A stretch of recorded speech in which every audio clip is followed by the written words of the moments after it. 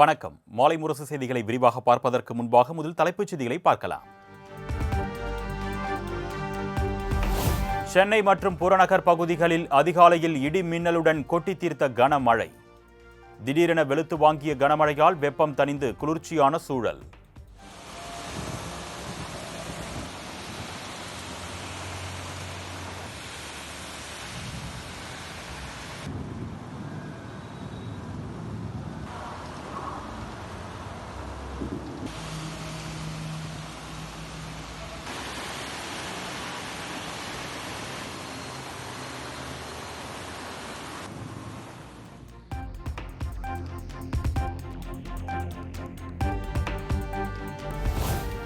தமிழக வெற்றி கழகத்தின் கொள்கை எதிரி பாஜக, அரசியல் எதிரி திமுக.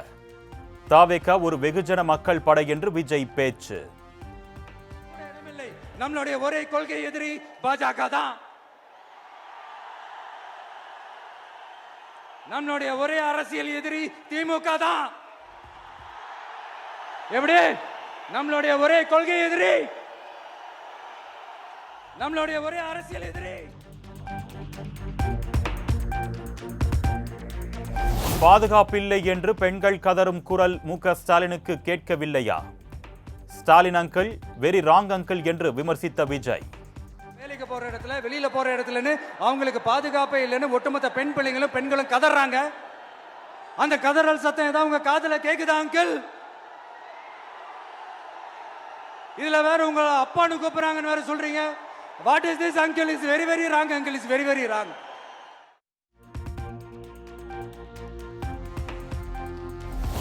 யாராலும் கட்சி தொடங்கியதுமே ஆட்சிக்கு வந்துவிட முடியாது.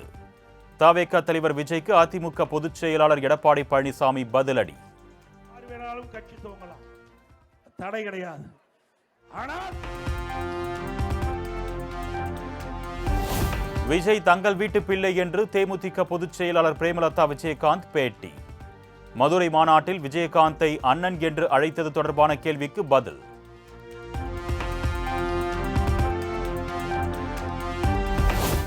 தாவேக மாநாட்டை அரசியல் மாநாடாக பார்க்கவில்லை, ஒரு நடிகரை பார்க்க வந்த கூட்டமாகத்தான் பார்க்கிறேன் என்று தமிழிசை கருத்து. கச்சத்தீவு பற்றி பேசும் விஜய் ஏன் காங்கிரஸ் குறித்து பேசவில்லை என்றும் கேள்வி.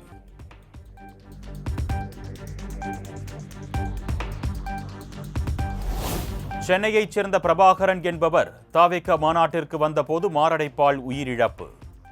மதுரை சக்கிமங்கலத்தில் வாகனத்தை நிறுத்திவிட்டு கழிவறைக்கு சென்றவர் உயிரிழந்த பரிதாபம்.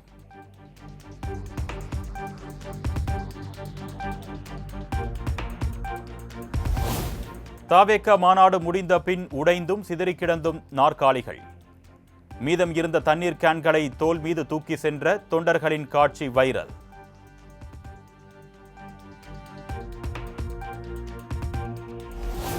உள்துறை அமைச்சர் அமித்ஷா மக்களவையில் தாக்கல் செய்த சட்ட திருத்த மசோதா ஒரு கருப்பு சட்டம்.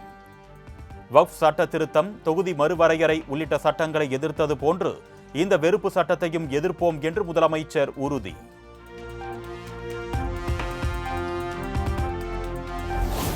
பாஜக பூத் கமிட்டி பொறுப்பாளர்கள் மாநாட்டில் கலந்து கொள்வதற்காக உள்துறை அமைச்சர் அமித்ஷா இன்று நெல்லை வருகை. 2026 தேர்தலை மையமாக கொண்டு பல்வேறு ஆலோசனைகளை மேற்கொள்ள இருப்பதாக தகவல்.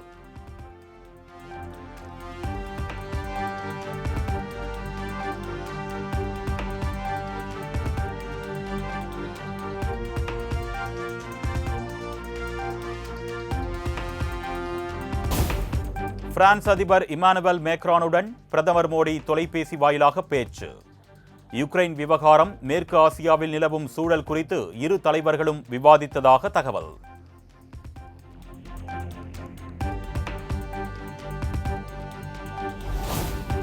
குடியரசு துணைத் தலைவர் தேர்தலில் இந்தியா கூட்டணி சார்பாக உச்சநீதிமன்ற முன்னாள் நீதிபதி சுதர்சன் ரெட்டி வேட்புமனு தாக்கல். அரசியல் கட்சியை சாராதவன் என்பதால் அனைவரும் தன்னை ஆதரிப்பார்கள் என்றும் சுதர்சன் ரெட்டி நம்பிக்கை.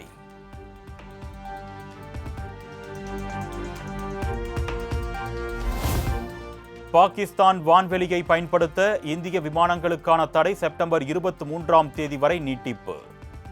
ஆபரேஷன் சிந்தூர் நடவடிக்கையின் எதிரொலியான தடை தொடர்கிறது.